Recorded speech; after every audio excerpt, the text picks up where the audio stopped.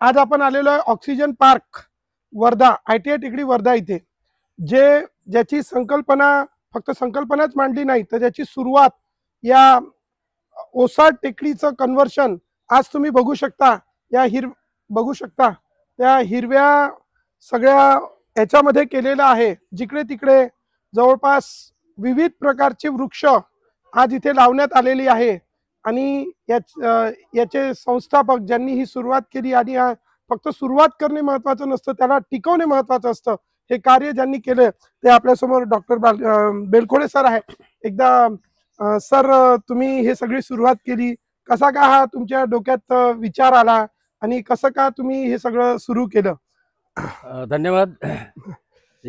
JSM ज्या फाउंडेशनचे मी या ठिकाणी ऑक्सिजन पार्ककडे सर्वात महत्त्वाचं म्हणजे सर्वांचं हार्दिक अभिनंदन करतो. आणि आज अत्यंत आनंदाचा क्षण माझ्यासाठी आहे की आजपासून आपण रजत जयंती महोत्सव, ज्याला 25व्या वर्षामध्ये आपण सर्व पदार्पण करत आहोत. खरं तर नवीन पिढीला हे मूल्य रुजवणं पर्यावरणाविषयी अत्यंत आवश्यक आहे. त्यानिमित्ताने आपण सर्व मुलं इथे घेऊन आलात, जे वृक्षाविषयी प्रेम, पर्यावरणाविषयी प्रेम आणि ते रुजवण्याचं काम या मुलांनी इथे श्रमदान करून फार मोठं काम केलं.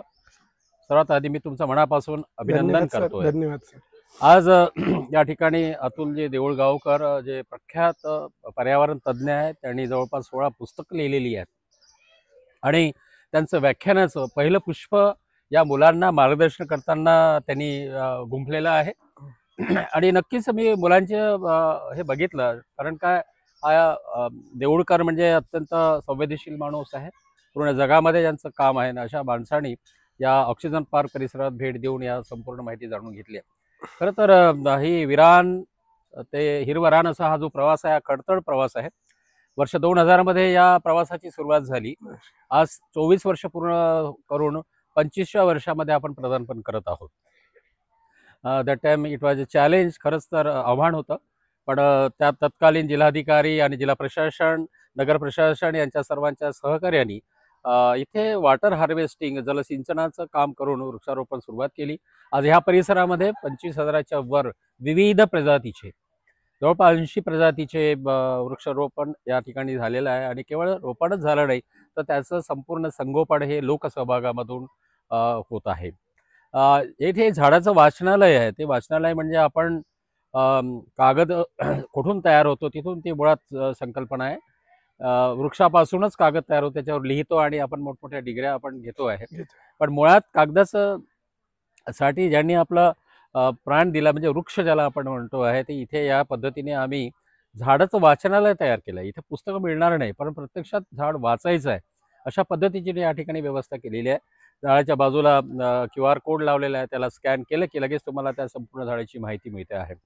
80 प्रकारचे म्हणजे चारोळी, बिबा, रिठा, हिरडा, वळ, पिंपळ, आवळा, बेल या आपल्या प्रजाती ज्या आहेत, त्या संपूर्ण प्रजातीचं संगोपन करण्याचं आम्ही या ठिकाणी काम केलेलं आहे.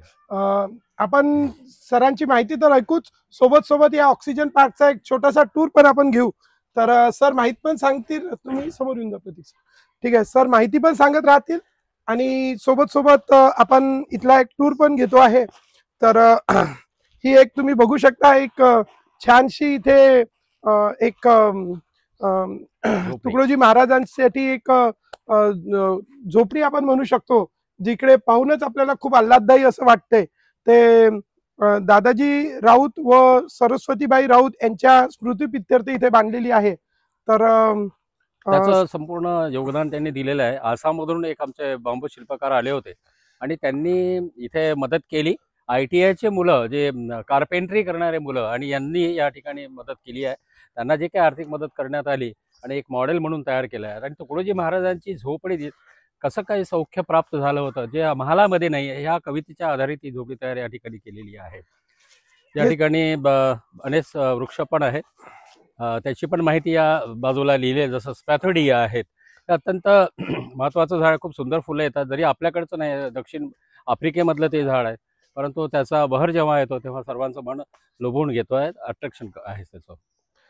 हे सगळं करत असताना नक्कीच कोणतंही मोठं काम करत असताना काही, प्रतीक सर, काही मोठं काम करत असताना काही अडथळे हे येतातच.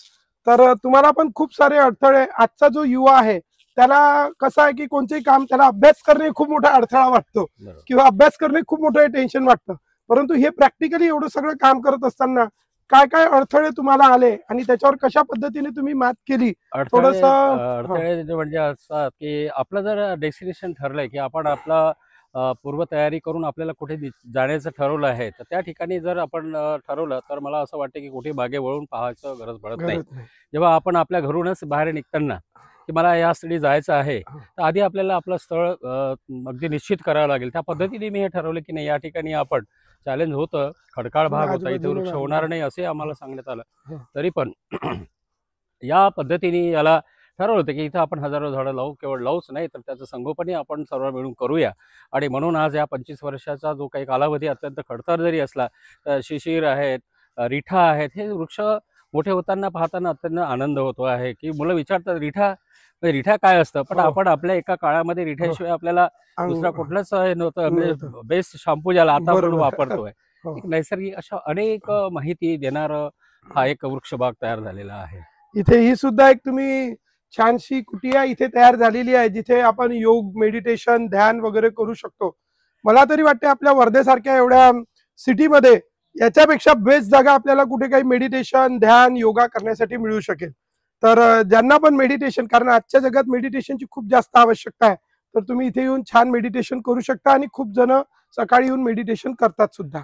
या ठिकाणी हे जर आपण बघतो आहे तर वर्धेमध्ये अनेक लोक आहेत आणि केवळ पैसा असून होत नाही, तर मन पण पाहिजे. फार मन मोठं पाहिजे. मन आहे. आमचे मित्र मोहन मानमोडे आणि संजय मानमोडे हं. त्यांनी हे बघितलं की या ठिकाणी उघड्यावर जेव्हा योगा करतायत, हो. त्यांनी स्वयंस्फूर्तीने पुढाकार घेऊन हा एवढा मोठा हॉल बांधून दिलेला आहे. हो. आणि खरोखरच या ठिकाणी 50 ते 60 लोक अगदी सकाळी हो. इथं प्राणायाम करतात. हो. हो. खरं तर मला असं वाटतं की योग्य नियोजन आणि मनामध्ये जर असलं तर पैशाचा एक चांगला उपयोग होऊ शकतो. हो.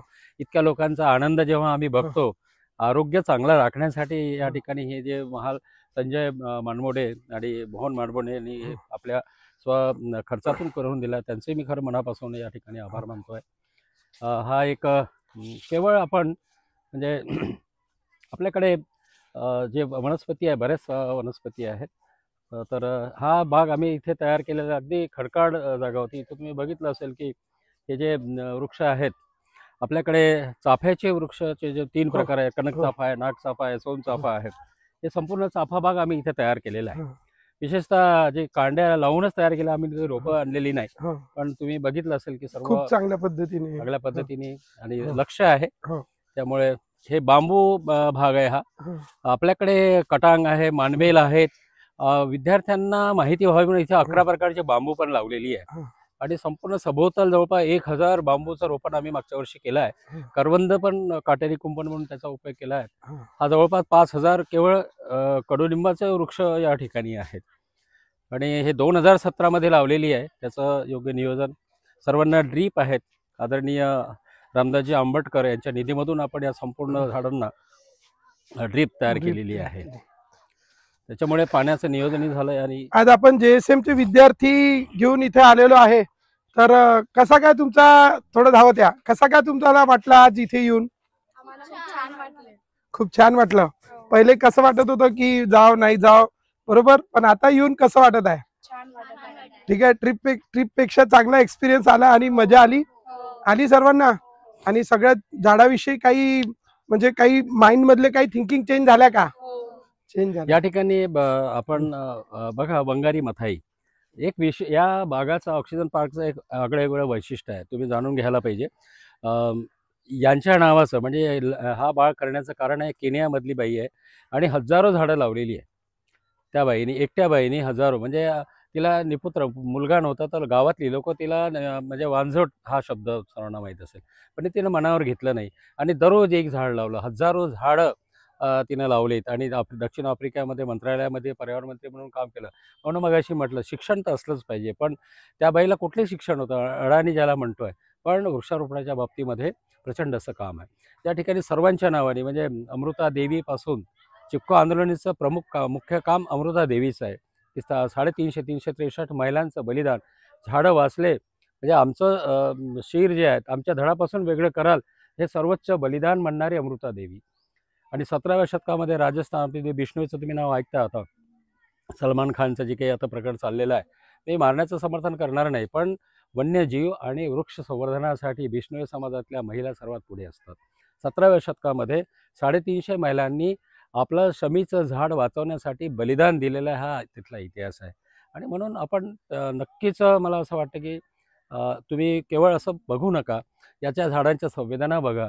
झाड बोलतो म्हणून मगाशी सांगितलं, फार छान उदाहरणं दिले त्यांनी की बुरशी जे असतं ते संवेदनशील असतं आणि आपल्यापेक्षा लहान आहे, श्रीमंत आहे किंवा गरीब आहे किंवा कोणी कामाचं नाही असं नाही आहे, तर एकमेकाला मदत करून सर्वांना आपण सोबत जाण्याचा संदेश हा ऑक्सिजन पार्क आपल्याला देतो. म्हणून तुम्ही निरीक्षण करून बघा, इथे असा एक बाग आहे, त्याला आपलं जंगल म्हणतो, मियावाकी. अगदी जवळजवळ वडाचे झाड आहे, पिंपळाचं झाड आहे, वड आहे, पिंपळ आहे, आवळा, बेल आहे, करू आहे, सरू आहे, सर्व प्रकारची झाडं अगदी जवळजवळ नांद. तुळशी पण आहे. तुळशी आणि वड एकत्र नांदू शकत नाही आपल्याला असं नाही आहे, पण तुळशीला जेवढं काही प्रोटीन्स पाहिजे, हार्मोन्स पाहिजे, न्यूट्रन्स पाहिजे ते सप्लाय करतं आणि नंतर वड पुढे जातो. पण आपल्यापेक्षा जरी लहान असेल, आर्थिक संपत्तीनं कमी असेल, त्याला आपण सोबत घेऊन गेलं पाहिजे, असं प्रशिक्षण हे झाड देतं. या ठिकाणी नर्सरी आहे बघा. हे इथलेच रोपं आम्ही कलेक्ट केले. आपण दसऱ्याच्या दिवशी जे वापरतो ना तेच त्याला, पण आपण तोडायला नाही पाहिजे, ते कांचन आहे. अशा प्रकारच्या प्रजाती आपल्याकडे भरपूर आहेत. कांचन आहे, बहोनी आहे, कांचन याला म्हणते, याला सुंदर फुलं आले. तुम्ही झाडं बघा, अशी जांभळे फुलं आले असतील आत्ता, सध्या हा सीझन आहे. तर तुम्ही इथे आल्यानंतर कुठलंही जंगल असो तर जंगल ऑब्झर्व करायचं आहे. उधळीचं महत्त्व काय, तर उधळी म्हटलं की आपण म्हणतो अरे उधळीमुळे झाड, पण आम्ही ते बा त्या झाडाला उधळी लागलेली आहे ना, माती वर नेलेली आहे. पण बघा ह्या दोन्ही याच्यामध्ये, पण हे जे माती आहे ना, तर वृक्ष जीवाणू कसं झाडाचं प्रोटेक्शन करतं, त्याच्यावर असं खिपल्या येतं झाडाला काळ्या काळ्या. आणि वाळवी काय करतं, ते खातं. झाड नाही खात, ओलं नाही खात. उधळी हे ओलं कधीच खात नाही, वाळलेलं खातं. त्या झाडाच्या स्टेमवर जेव्हा असं येतं, वाळल्यासारखं येतं, ते खातं. आणि वर माती नेण्याचं कारण असं आहे की उधळीला ऊन सहन होत नाही आहे, म्हणून ते स्वतःच्या तोंडामध्ये राळेमध्ये माती आणून भाग मातीचं घर तयार त्यांनी तिथे केलेलं आहे. ऊन लागू नये म्हणून, आतलं कामही झालं पाहिजे, ऊनही लागू नये म्हणून स्वतःचं आच्छादन तयार केलं आणि ते भक्ष्य म्हणून त्यांनी खाल्लं आणि ते निघून जातात खाली. आता आपण झाडाचं नुकसान नाही केलं, त्यांनी वरचं खिपली खाल्ली आहे, पण आतलं जे आहे ते नाजूक होतं. ते खाल्ल्यानंतर आपलं जळल्यानंतर स्किन हे होतं ना, तर ते माती तशीच ठेवली तिने, की ते माती त्याला नुकसान होऊ नये म्हणून. आणि ती माती आता अवजान पाडली तर झाडाचं कुठलंही नुकसान होणार नाही. पण उधळीसुद्धा जैवविविधतेसाठी, बायोडायव्हर्सिटी सुद्धा आवश्यक आहे. जर उधळी नसती तर जंगलामध्ये एवढे झाडं पडले असते, ते सर्व खाऊन टाकतात, कारण त्यांचं ते खाद्य आहे. हो ना, तुझा थँक्यू. व्हिडिओत नाहीत का?